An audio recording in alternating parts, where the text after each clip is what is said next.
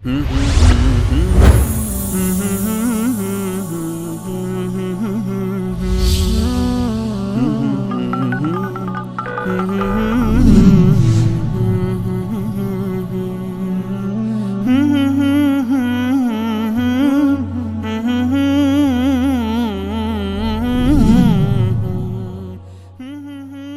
الله الرحمن الرحیم. امیرحسین هستم، شیعه هدایت یافته از بلژیک. استاد عزیز و گرامی، برادر انصاری، جسارت و گستاخی مرا ببخشید که با وجود اساتید بزرگواری مانند حضرت علی گاهی مطالبی را برای روشن شدن اذهان شیخ زدگان ولایت فقیه و آخوندهای شیطان صفت مشرک بیان می‌کنم. متاسفانه ملت شریف و نجیب ایران گرفتار مشتی عوام فریب مزور و دروغگوی شارلاتان شدند که در طول حیات و تاریخ سراسر ننگینشان مردمی ساده دل و نجیب را با سخنان شرک‌آلود خود به ورطه نابودی کشاندند. اینها باعث شدند که عده‌ای بسیاری از مسلمانان خسارت دنیا و الاخره شوند. مردم ایران حافظه تاریخیشان ضعیف است و زود فراموش می‌کنند که اگر مردم ایران اطلاعات تاریخی خوبی داشتند هیچ وقت گول این آخوندهای فرصت طلب و قدرت طلب را نمی‌خوردند و عکس خمینی دجال را در ماه نمی‌دیدند. اصولاً مردم ما همیشه در حال افراط و تفریطند و سریعاً احساساتی شده تعقل نمی‌کنند.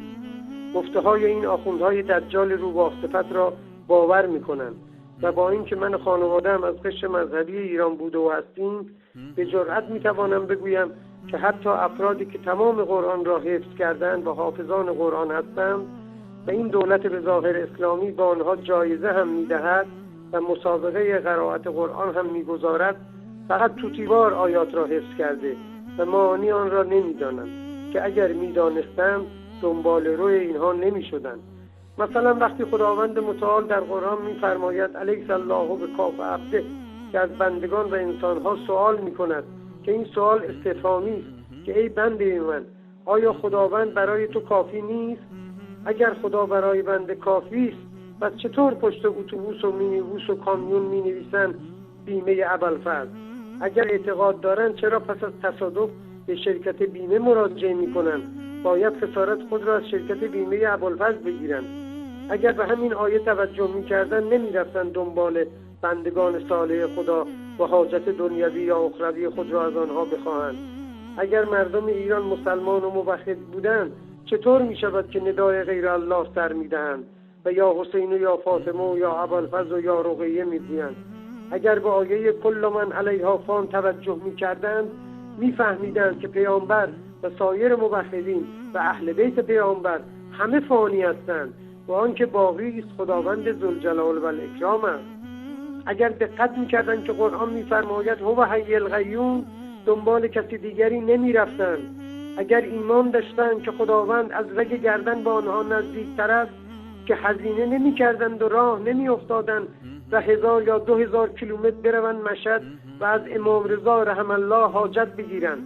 البته متذکر می‌شوم از زمانی که شبکه‌های توحیدی به فضل خداوند شروع به روشنگری کرده‌اند، عده بسیاری که در راه شرک بودند توبه کرده و موحد شدند و روز به روز الحمدلله رب العالمین به تعداد این موحدین افزوده می‌شود که هذا من فضل ربی. اکثر این آخوندها من جمله خود خمینی دجال و رهبر ظالم و جنایتکار فعلی پیروان محی الدین ابن عربی هستند که ابو صالح سامری را خدا می‌دانست و اما امام زمان خیالی. من ایرانی‌های مشرک را توجه می‌دهم به سخنان 2 نفر از مراجع شیعه به نام آیت الله کمال حیدری و آیت الله حسن فضل الله که در سخنانشان فرمودند که از 37 تا 40 روایتی که در اصول کافی و مرآت العقول و غیره ذکر شده فقط 5 یا 6 روایت هست که از راه تسامح گفته‌اند صحیح است که آن 6 روایت هم سند معتبری ارائه ندادند. از باب مولود حجه و مادرش، چه اینکه بعضی از روات آن مجهول است و یا معروف به دروغگویی و ثقه نیستند.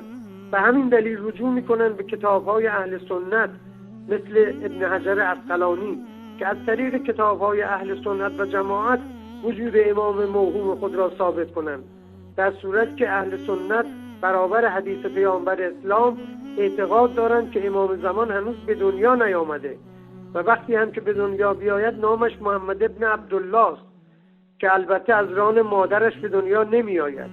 با اینکه خداوند فرموده قرآن را سهل و آسان نازل کردم، ولی آخوندها میگویند که افراد عامی آن را درک نمی کنند.